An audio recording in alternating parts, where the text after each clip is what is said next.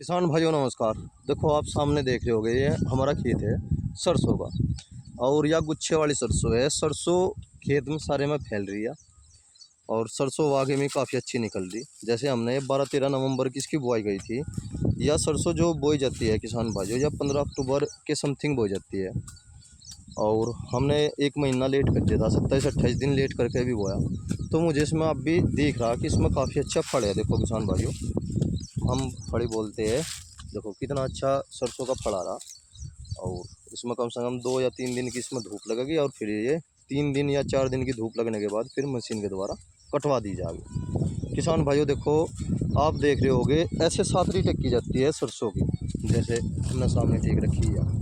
और आप देखोगे हमने जो है ये फैलासी रखी।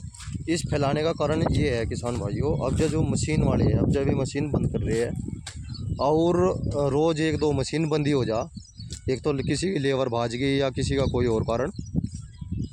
मैं ये कहना चाहता हूँ किसान भाइयों, मैंने जो ये फैला रखी है इसलिए फैला रखी है जल्दी सूख जा।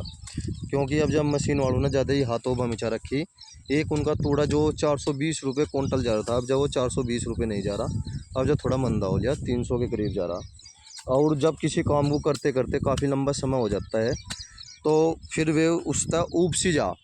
अब जब ये उब लिए सारे के सारे मजदूर, चाहे तो ये कह लो बस छक लिए या उब लिए, जो भी कुछ हो लिया। अब जब रोज़ 1-2 मशीन बंद होने लग रही और लगभग सरसों भी ख़त्म ही हो रही। अब जब मेरे पास 3 बीघे सरसों है और इसे जो मैं निकलवाऊँगा किसान भाइयों, ये समथिंग 3 दिन बाद ही निकलवाऊँगा, चाहे 4 दिन हो जाओ 5 दिन हो जाओ।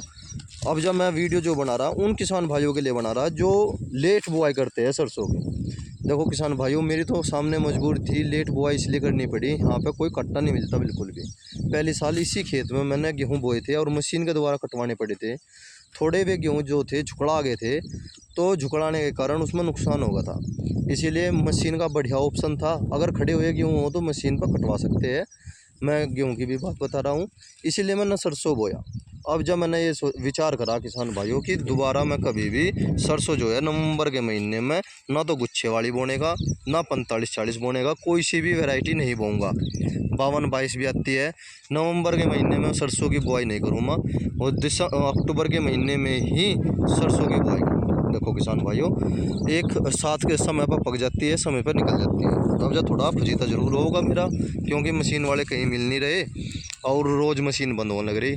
पर मेरा एक मशीन वाले ने वादा कर रखा, भाई मैं तेरी निकाल के जाऊँगा जरूर। एक किसान भाइयों, मैं थोड़ी सी सलाह अपने किसान भाइयों को देना चाहता हूँ।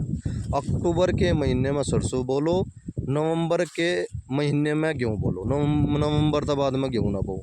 वह ताल की बात है भाई, गेहूँ कितने निकल जा, दिसंबर और जनवरी के भी बाजी पर ताल लग जा।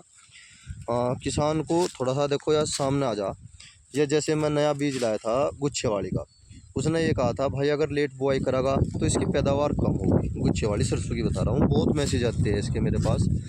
और अगर आप नवंबर में करोगे तो इसकी पैदावार घटेगी। किसान भाइयों 4 दिन के बाद मैं अपने आप बता दूंगा।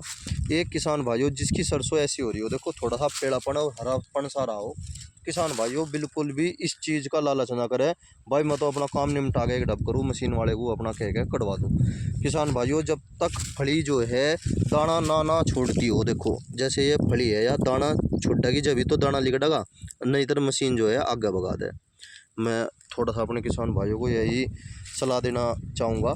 किसान भाइयों चाहे 2 रुपये महंगा कम बत्ती जैसे भी करवाना करवा लो, पर अभी जल्दबाजी ना करो कटवाने की।